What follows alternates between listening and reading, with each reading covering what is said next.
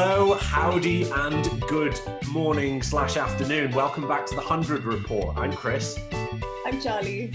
And today we are going to be breaking down the London Spirit squads. So how are we doing today? You all right? Yeah, really well, thank you. Looking forward to running through this London Spirit squad. I feel like they've only done a couple of changes actually, but I think change for the better. I think similarly to the Oval Invincibles, they had a couple of players change around, but it really has changed the dynamic of this team, and I'll definitely tell you why as we go through them.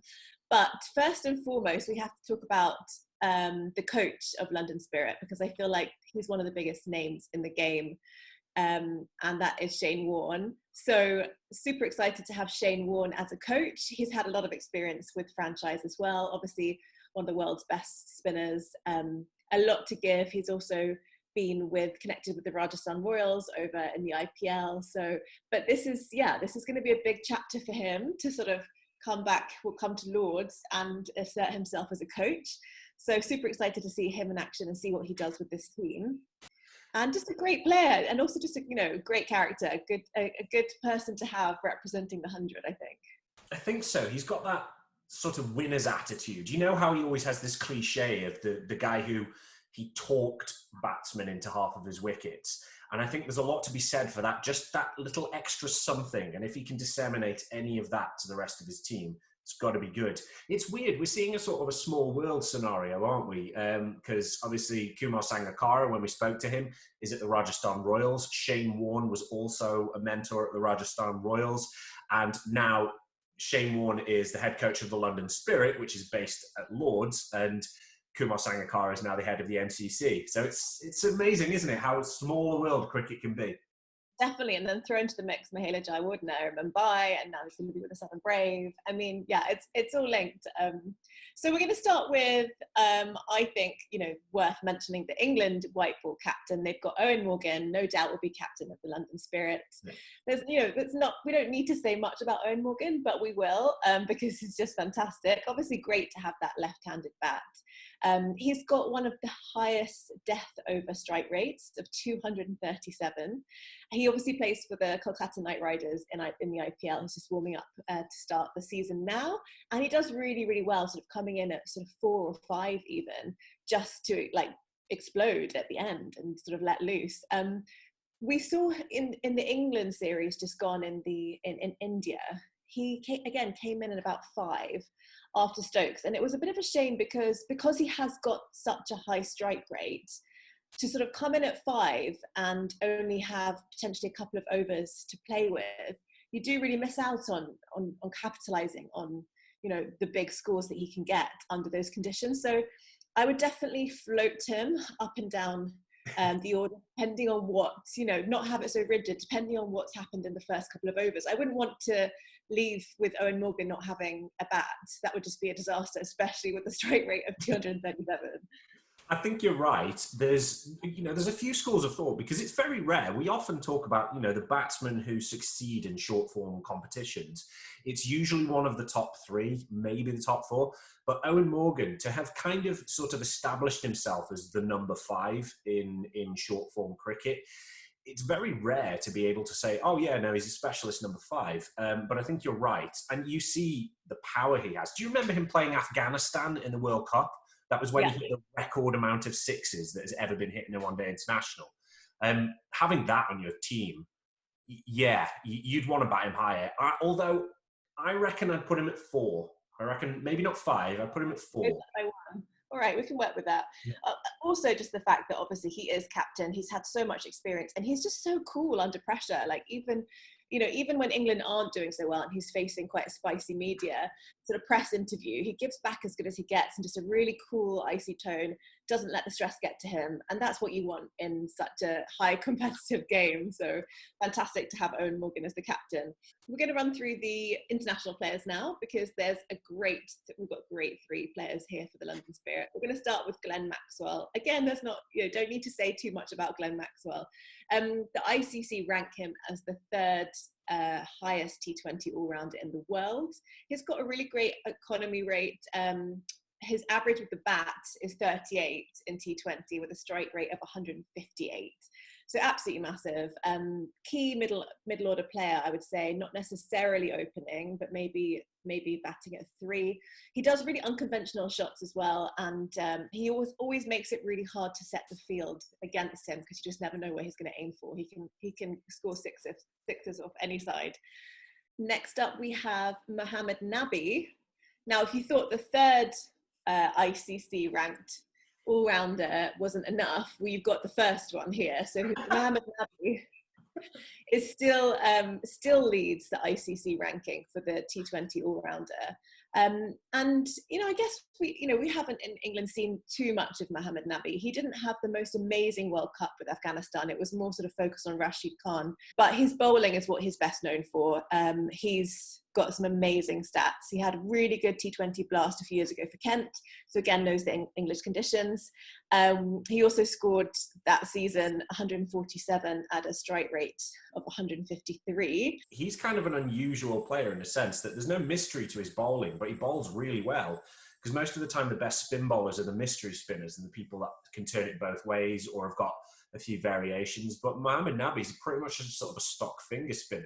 So that is a testament to how well he bowls in short form cricket. Exactly. Yeah, good point. Last international player we have is Mohammad Amir. Yeah. Left arm quick. Good to have that pace in there again with a lefty. Economy of 7 in T20, and he's had a lot of experience in franchise cricket. Wasim Akram actually picked him out personally of a pace training camp that he saw. And he picked him out and he said, this player's going to go far. And he really has done. He's got some great stats and quite an aggressive bowler. So that's fantastic to have him on board as well. I think so. It's going to be interesting to see him with one of the senior England fast bowlers. A lot of pace, especially them two bowling in tandem. But I'll let you lead on to that one. You leaving little breadcrumbs. People can wonder who that is. We're going to get to him in a minute.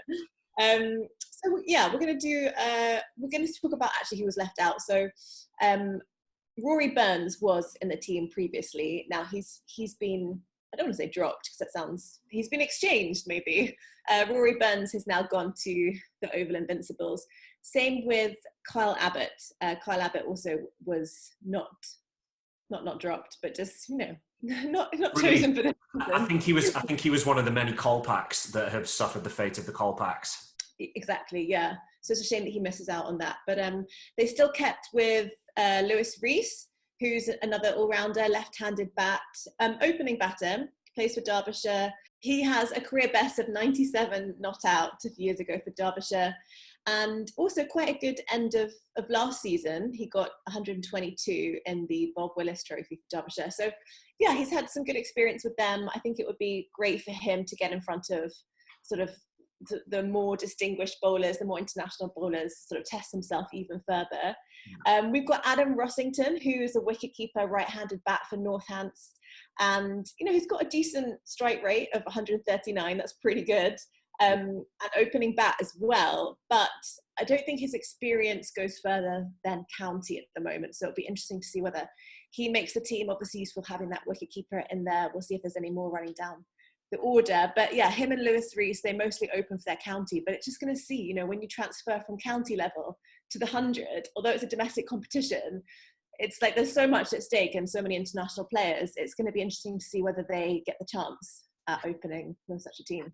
Yeah, we've discussed at length the importance of having a decent wicketkeeper, and I think ultimately that's why I was a bit sad that Ben Folkes is not there, because that the wicketkeeper is such a crucial role. And Adam Rossington is a fine wicketkeeper. I'm intrigued to see how many there are more, because we're finding this, that some teams have only got like one and a half wicketkeepers, but then you look at someone like Welsh Fire who've got too many. They've almost got like half of their squad of wicket keepers. So it's an interesting one. Mason Crane, he's a Hampshire leg spin bowler. Good record against the right-handed bat. Not great stats again on international level, but his back injury didn't help him with that. He's been part of the England Lions squad, and he was also part of the tour party that went with England to Sri Lanka. So he's definitely on, being watched by the England camp quite regularly. it's quite sweet actually. So he says that the reason why he wanted to become a leg spinner growing up was that he was just, you know, fascinated by Shane Warne and absolutely like really respected him as a player. So I think he's going to be, I bet he couldn't believe his luck when he was chosen for the London Spirit. He's going to be working very closely with Shane Warne. So that's fantastic. Jade Dernbach is up next. He's a right arm medium fast paced bowler, real variation in his attack. And he can reach sort of 90 miles an hour, which is fantastic to have some of that pace. We've got more pace coming up as well. He's also had a great career for Surrey. Yeah, he's one of those players that, because obviously he had a good stint and a good run in England. I think he got found out a little bit towards the end of his career, but he was one of the ones where the idea of a short form bowler having loads of variations is a great thing. And we saw a run of lots of bowlers, seam bowlers particularly, who had those variations. So somebody like James Faulkner for Australia had that thing where they would just, you never knew what to expect for a batsman. And I think on the 100 stage, he's going to be very useful. Yeah. We've got Dan Lawrence next, who's actually a local icon player for London Spirit. Now, we know Dan Lawrence more recently for being part of England's squad for the subcontinent tour. He actually did really, really well in such difficult conditions and losing some early wickets. He came in and he just really held himself. He wasn't too defensive. He came to play and he did fantastic. His first test in Sri Lanka, he got 73 in the first innings and 21 not out in the second innings, when a lot of the batsmen were really struggling for runs in that test. So he came out with a bang on that one. He does really well, again, in shorter formats as well. He's very promising, young cricketer, and he's got a strike rate of 139 in T20. So I think it's just going to be really good for him to have more experience. Zach Crawley is up next, 22-year-old from Kent. We also know him from being an England test opener. Yeah, Miss, can I ask a question? Okay. Does that mean that because Rory Burns was the centrally contracted player, does that mean that he's now the centrally contracted test player? That's a really good question. I'm not sure I know the answer to it, but I'm going to try. I actually need to do research into who has been awarded the England Test centrally contracted player. You're right, it was Rory Burns before. We have Zach Crawley on this list. We have Dan Lawrence, and we have Joe Denley. So I don't know which of the three has a long-term contract with the ECB for test formats. I'll have to get back to you on that, but it could very well be Zach Crawley or Joe Denley. I'm not quite sure. Well, this could be a perfect opportunity to shout out to our listeners. If you're listening and you know the answer to this, why don't you give us a shout and drop us a message on any of our socials. It's at 100 Report on Twitter and at The 100 Report on Instagram. I'm getting really good at weaving these in now, aren't I? That was too quick for me to even shut you down. I was like, he's found a way in. Anyway, Zach Crawley had a bit of an up and down tour with England, as did many of the batsmen in the subcontinent for England. But his strike rate is 150 and average is 31 in T20, so that's fantastic. We've got Mark Wood, who is, he's a fantastic player. He does so well. And recently we actually saw him surprisingly with the bat give the most valiant effort with Sam Curran towards the end of that poignant last one-day match against India. It was such a shame that they didn't quite get it at the last over, but fantastic. And he always just, actually that day he was looking so worse for wear, bless him. He was clearly struggling with something like heat stroke, jelly belly, I don't know what it was, but he was on the boundary, really suffering. You could see that he was going through the mill. And when it was his time to shine, he literally took that ball and hit 90 miles an hour consecutively, got wickets. He just throws himself on the line each time for his team, and I think that's what makes him such an amazing valued member of any squad. So it's fantastic he's playing for the London Spirit. He's got an economy of 8 in T20. Now, for one of the best bowlers in the world, you expect this golden figure of 6 for an economy rate for T20, but because Mark Wood is often opening the bowling, he's often playing, in those power play overs. A lot of batsmen score quite well in those first couple of overs. That's what they're there for. But he takes wickets. So although his economy rate is quite high, he takes those key wickets, and he may be a little bit expensive sometimes, but it's getting those wickets down as quickly as you can, sort of unhinge the rest of the lineup. So he really takes one for the team in that respect. So I think that's why, on paper you might think economy of 8 isn't that great for T20, but the amount of wickets he gets, in his T20 international, he's played 15 matches and he's got 23 wickets. And in his T20 domestic series, he's played 36 matches and got 43 wickets. So there's hardly a game that goes by where he doesn't get any wickets. And I think that's worth pointing out. I think so. It's worth mentioning that, we look at that golden economy of 6, and if you can have a higher economy, then we want you to have a lower strike rate. You look at somebody like Liam Plunkett, Moeen Ali, who aren't necessarily wicket takers in one-day cricket, but have a great economy rate, who tie bowlers in. And you are absolutely right. A lot of this, it depends what period of play you are going to be utilised in, because we all know that there are certain bowlers that bowl right at the end, and that's kind of all they do. So, someone like Chris Jordan for England or T Natarajan for India, they basically bowl at the end. You might get a couple of overs around, but that's what they're there to do. And definitely, Mark Wood opening, going to be great. Doesn't matter. He can go for 10 and over. I don't care, as long as he gets 3 wickets. We have Roelof van der Merwe next, an all-rounder from Somerset, right-handed bat, left-arm bowler. Yeah, he bats lower down the order. His bowling average is 17, and his economy is that golden figure of 6. That's fantastic. And Chris, you have a stat about him, which is regarding him playing for 2 different international teams? Oh, yeah. He's one of the few players who's played for 2 international teams. He played for South Africa. I don't think he's a Kolpak anymore. I think he's just naturalised in England. Also, he played for Holland. Is that right? Did he play for Holland? Yeah, I think that's right. I just put you on the spot there, but that is right. That's what I'd written down here, but you'd mentioned it before, so I thought you could lead with that. Next up, we've got Joe Denley, which could be the England centrally contracted player. I need to do my homework better next time. Plays for Kent. You can call him an all-rounder. England Test spot number 3. He's had some good franchise experience, actually. He's actually an opener in the BBL and for the Brisbane Heat. There are a few players who are on the internet, and certainly on Twitter in the interactions that I have, there are some players who people just love, and they have like a little fan group. At the moment, Rakeem Cornwall for the West Indies is getting quite a big fan group.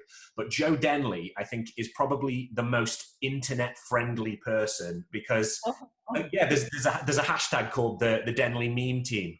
And it's this slew of players of Twitter followers and Twitter accounts who love Joe Denley, think it's a travesty he's not playing for England. And I mean, he is a very aesthetic batsman and is very good. And, me and you have talked about whether he's fully transmitted what he does into the international game. But it feels like, from their perspective, the Denley meme team I'm talking, that he's never really had that big, long, full run in international cricket. But shout out to the Denley meme team. You're right. And I think that it's funny because I personally, I don't want to speak for everyone, but I don't personally view Joe Denley as a white ball player for England. It's bizarre when actually he opens for the Brisbane Heat and his economy, his average in T20 is 27 and strike rate is 122. So he's more than capable. I guess with the white ball team in England, like where would you Joe Root can't even get in right now to the top. Alex Hales can't at the moment, but there's just so much going on at the top. I just don't see him getting in for a while. And plus, he's one of the more mature players as well. So yeah, it's a shame he hasn't been awarded more opportunity with that, because economy bowling rate for T20 is 7 as well. So he is a pretty decent all-rounder.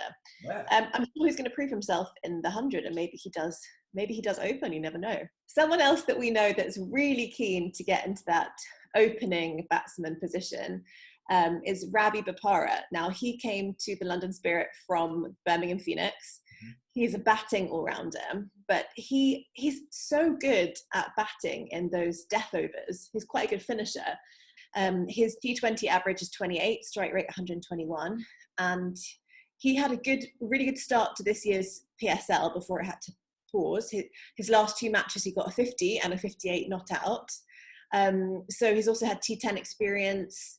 He can even open or be in the middle order, but he's going to prove himself no matter what, because I know he was super keen to show himself for the T20 World Cup coming up for England. I think it's going to be slightly too late, even if you have an amazing 100, to sort of get in the squad now, because they're so strict with, this is our best side, we're going to be playing our best side already. He's also got an obscure stat that I think is just one of those weird ones, because obviously he played for England. He had a relatively short Test career around 2009, 2010. He scored 300s but 0 50s. To convert 50s to 100 every time, that's pretty great. The last player we've got on the list, and I'm so glad that the London Spirit picked him up after being released from the Oval Invincibles, is another Wood. We've got Chris Wood, who is a left arm, again, another lefty, medium fast-paced bowler. He's got really high action, and he's actually Hampshire's highest wicket taker in T20. So that's great. He's had so much experience with Hampshire, and a great option for joining Mark Wood in the with the new ball, or even using him for the death overs. Well, this seems quite pace heavy, and it seems like the spinners that they go for, they've obviously got Mason Crane, but they've also got a couple of all-round spin options in Joe Denley and Glenn Maxwell. But the pace seems to be the big thing. Perhaps that's the biggest contrast between London Spirit and the Oval Invincibles, given how close they are geographically to one another. It's a similar story in the women's squad, actually. There's a lot of pace, and obviously, due to biomechanics and stuff, female bowlers tend to be slower than the fastest male bowlers. But it's all about perspective. There's a couple of very rapid players who are in this team. But let's run through the squad before we get to that. So the coach is Trevor Griffin. He is the coach for Sydney Thunder down in the Big Bash League. So I think it's going to be great because there's already franchise experience. There's already a knowledge of how these franchise formats are going to work. So I think it's definitely going to help in terms of A, rotating the players, and B, making sure that the squad is utilised properly and you get some of the senior players helping to develop the less senior players, so to speak. The captain, not only do the men have Owen Morgan as their captain, the England one-day captain, the London Spirit have Heather Knight as the London Spirit captain. So you've got both of the England captains who are playing for London Spirit. Heather Knight, she's, again, is one of those sort of marquee names for English cricket. England captain. She took over from Charlotte Edwards in 2016. So she's been at the helm for 6 years. That's a hell of a lot of captaincy experience, and it's going to be working wonders for this team. She bowls off break and is a first drop batter, for those that don't know. She has basically led England into being one of the best teams in the world. And especially, we went to New Zealand, utterly dominated. Apart from one match, New Zealand won that one match, and that ended a 10-win streak for England. So I think that just shows the level of aptitude her captaincy has. Next up, we have Tammy Beaumont, so another England player. Who had a fantastic time in New Zealand, I think. She had an absolutely fantastic time in New Zealand. She scored, over all of the formats, scored 333 runs at an average of 55 and a half. And that was all against New Zealand. New Zealand are a very strong one-day team. That's amazing. Shame she didn't get much of a chance with the gloves, though. Yeah, that's what I thought as well. She is a wicket-keeper, but obviously Amy Jones is the wicket-keeper for England. It's a Bairstow Butler kind of situation, but I think Tammy Beaumont may keep wicket here. I think it depends, because we have somebody who's kind of more of a specialist wicket-keeper a little bit later down the squad. And I think it all depends on the makeup of the team and how it all gets shuffled in. But it's great to have that other option as a wicketkeeper. Tammy Beaumont, fantastic opening batsman. Obviously, she fared slightly better than her compatriot Danny Wyatt, who, as we know, is at the Southern Braves. But you look at that recent form going into this series, it's going to be great, especially from New Zealand that has sort of similar conditions to the UK. I'm very excited to see what Tammy Beaumont's capable of. But let's talk about the all-rounders. So as we're seeing, the men's squads are, if not complete, nearly complete. The women's squads, they vary from one to another. The two London squads are actually pretty complete. They're still missing just a couple of players here or there. They have two of their overseas players at the moment, and what a two. The first one, they have Deandra Dottin, West Indian all-rounder. Her name sort of precedes her. She is a fantastic player, right-hand batter, right-arm pace bowler. She bowls very fast, sort of in the high 70s. So going to be using that pace quite a lot. She is no stranger to winning either. In 2016, she was part of the West Indies World Cup winning side. But over recent times, she's had a bit of issues as far as injuries are concerned. So in 2019, she got injured, took a long time for her to rehab. And in many ways, having the 100 postponed has worked more in her favour because she's had that rehab time. She's now had some time in 2020 to play. But, you know, you look at her stats and the things that she's achieved. Her T20 bowling average in internationals is 18. And she scored over 2,500 runs at an average of 26, which, considering she's a middle order batsman, is great, including 212 50s. So, yeah. But I'm getting on a rattle here. It's actually a very exciting squad, and that's probably why I'm jabbering away. But moving on to that, we've got our second overseas player, which is Chloe Tryon from South Africa. Now, again, another pacey bowler. She bowls left arm medium fast, has played Hobart in the BBL. Now, her T20 international strike rate is 140 as a bats person. I'd never know, as a batsman or a batswoman, batsperson. We'll go for as a batsman. Yeah, I do think that's. As long as they're playing. As long as they're playing. But her bowling average is 26 as well. So for your all-round players, those are the type of numbers we like to see. But she is known for being a ferocious hitter. So much so that she's actually developed a bit of a reputation for breaking her bat. Oh, hope she's got a few of them then on the sidelines. Oh, she's not breaking a bat against like the wickets or the umpires or anything. It's because she's hitting it so hard. I know what a temper's like. I'm sure. But those are the overseas players. Let's move on to the rest of the squad, shall we? First up, we have Freya Davies. Now she's now established herself as more of a one-day specialist, right? Yes, I think so. That's certainly what England seem to regard her as. She's obviously been taken very seriously, and she plays mostly one-day cricket for England. Well, entirely one-day cricket for England. She made her debut for Sussex at 14, so she was clearly a prodigy from a young age. She's now got the reputation for being one of England's quickest bowlers, which, as you can see, there's a common theme here. There's 3 bowlers here who are already very quick. Weirdly mirroring the men's squad in that you've got Chris Wood, Mohammed Amir, Mark Wood, pace, and it seems that's what they're going for. Since her England debut, she's taken 13 T20 wickets, an average of 14, and that's 11 matches. So great strike rate there, great figures as far as I can see. So next up, we have Sophie Monroe. She's a right-hand bat and also bowls right on medium. She plays for Lightning in the women's domestic teams. She made a debut for Yorkshire, but obviously, there's a bit of a mess since over the last couple of years. The women's structure of the game has sort of molded itself more into a kind of franchise structure rather than the county structure, so to speak. She has played overseas, but it wasn't in the Big Bash League, so doesn't really have that franchise experience yet. But she's very tall, so it's another acquisition. When we were talking about Reece Topley and the idea that he doesn't have to be rapid, but having that taller angle just adds an extra dimension for the batters to think about. Next up, I mentioned there was another wicketkeeper in the squad. It's Amanda Carr. She is a wicket-keeping all-rounder.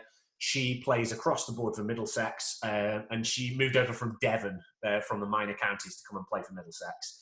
But last year, when they had the Rachel Hayhoe Flint trophy, she came over and she was a key role in Middlesex winning the 2018 county title. The best way of thinking of her, of what happened there, was that she was kind of like a transfer player. She came over and transferred herself before she moved over properly. But like I say, I reckon she'll probably keep the wicket because she's a specialist wicket keeper. But again, it all depends on what Trevor Griffin decides is the best squad for that particular day. Moving on, Eilish Cranstone, number 3 batsman for Surrey, left-hander. So it'd be great at the top of the order, especially when you're thinking about how you balance that top order. We've seen in short form cricket at the moment, everybody wants that left hand, right hand combination. So you think having Heather Knight, Tammy Beaumont, Deandra Dotton in your top order, mixing it up with Eilish Cranstone and Chloe Tryon, and just to keep the bowlers guessing, because that's ultimately what we're after. Oh. She had a decent but if unspectacular season for the Stars last year, with a top score of 46, but she scored over 100 runs in 6 matches. So it shows it's still there without being particularly, having a stellar innings or having that one innings that's pushing your average up above everything else. Next up, we have Naomi Datani. She's a left-arm medium bowler, all-rounder. She's the captain of Middlesex, plays for the Sunrisers, which in the franchise system, the Sunrisers is the London setup. Now, she has a batting average of 13 and a bowling average of 30, which in an ideal world, you'd kind of want it the other way around, right? Yeah, I don't know if those are great stats for her to read out, but hopefully she'll be able to switch them over with some more games under her belt. Yeah, definitely. And, they're the bowling average for certain it's respectable if it's 33-0. But again, last year, like Eilish Cranston, she scored 125 runs at an average of 20, which again is good, but not great. But that just shows that it's not that she's not out of form by any means. She's just waiting for that one big score, which no doubt is around the corner. We also have Susie Rowe to talk about. I feel like her name rings a bell, but from like a while back. Yes, that's absolutely true. So Susie Rowe's a really interesting story. She's a right-hand batter. She played for England, and she actually stepped down 1 year before the central contract system were announced for women's cricket. So I feel she was pretty hard done by that. That's a blow. Yeah, but she went off and played hockey. She sort of focused on hockey for a little bit. So she kept her eye in as far as bat and ball sports go. Came back, played for Kent last year. She made 79 runs in 4 innings. So she still got it with a batting average of 26. And that's after a 7-year break. So I think that's pretty good. I think that experience, even though she's had some time away from the game, it's going to be really great to have it. But next, moving on, Charlie Dean, an all-rounder from Hampshire. She does play for the Vipers in the domestic franchise structure. Bowls off spin, bats at 4. She got a few not outs last year, but took 9 wickets. I think she's going to be a useful player. I reckon, it's going to be tough with that batting lineup that they've already got, but she'll probably bat in the middle order, and that'll obviously depend on conditions and things like that. But having that off-spin option is useful, and I think that's going to be the thing that pushes her into the squad. Next up, we've got Danielle Gibson, one of the younger players at the tender age of 19, middle order bat, bowl seam. Now, she batted at 7 in the Rachel Hayhoe Flint Trophy, but in T20, she's used more as a bowling option. So I reckon if she's getting in the squad, she's going to be getting in as a bowler. And then last but not least, we have Hannah Jones, an all-rounder who was the Surrey captain, who obviously got replaced by Tash Farrant. She's also a level 2 qualified coach, if anybody wants to know about that. I see her in the lower middle order. The biggest thing that I found, and again, we've harped on about this before, it's this idea that major outlets are not reporting on the women's game properly. So Hannah Jones is somebody who gets mistaken for another Hannah Jones who plays up in Lancashire. And again, it makes a lot of things quite difficult, especially, from our point of view in terms of researching, which, that's not really that much of an issue because it's part of our job to find out who these people are. But in terms of promoting them as a player, it's not great. And I think that it really needs looking at. Definitely, because I think that you even go online to, ESPN Cricket Info or Sky Sports, because, every name that you type in with cricket, they have a profile page on Wisden Cricket, Sky Sports Cricket, but it literally is it's a profile page with a name, no picture, no stats, no data. It doesn't take you very long to go on Wikipedia or to go on their socials and find a bit more about them, even to fill it in from that. So I think it's it's pretty lazy from such sort of big corporations and such websites that you go to for information. They should have a bit more accountability when it comes to making sure that they're, you know, evenly spread over watching out for data that's for both the female and the men's game. Yeah, I think so too. Nevertheless, Hannah Jones is a final rounder in her own right, and especially having that captaincy experience amongst a dearth of captains, both ex and current, and indeed international. She's going to be a great asset. Again, we're going to see her in the lower middle order, but again, it's getting into that squad because there's so many good batsmen here. But altogether, I actually think this is a very strong squad. I think both me and you last season were a bit like that about the London Spirit in the same way as the Manchester Originals, because our big question was, well, we've got quite a lot of test players, but is that going to translate into what is now the shortest format of the game? It's not. Right. I think those small changes that they've made actually really make sense now with the teams. They're a lot more full, and I think that, sort of, with all due respect to Rory Burns, you know, replacing him with Ravi Bopara just gives them that extra all-rounder, and also just having a bit more aggression up the top order when it comes to the bat. I think that's great. And the same with the women's team. I think as they're filling out, and there's still a couple of more spots, as you said, to fill, it's making more sense now, and you can see it as more of a whole team. Well, that's it for the London Spirit. So we'll have to make our decision soon, Chris, of who we're going to support this year. I know, yeah. Well, we'll save that for another time. But as ever, thank you for listening. If you are not following us yet, then please do. We are on Instagram at The 100 Report. We are on Twitter at 100 Report. And if you're watching this, we're on YouTube. So if you're not subscribed yet, please do, and click all of those buttons that say like, thumbs up, comment, etc. But anyway, that's enough for that. Have yourself a good evening, day, morning, wherever you're at. It's goodbye from me. Bye from me. Take it easy. Bye-bye.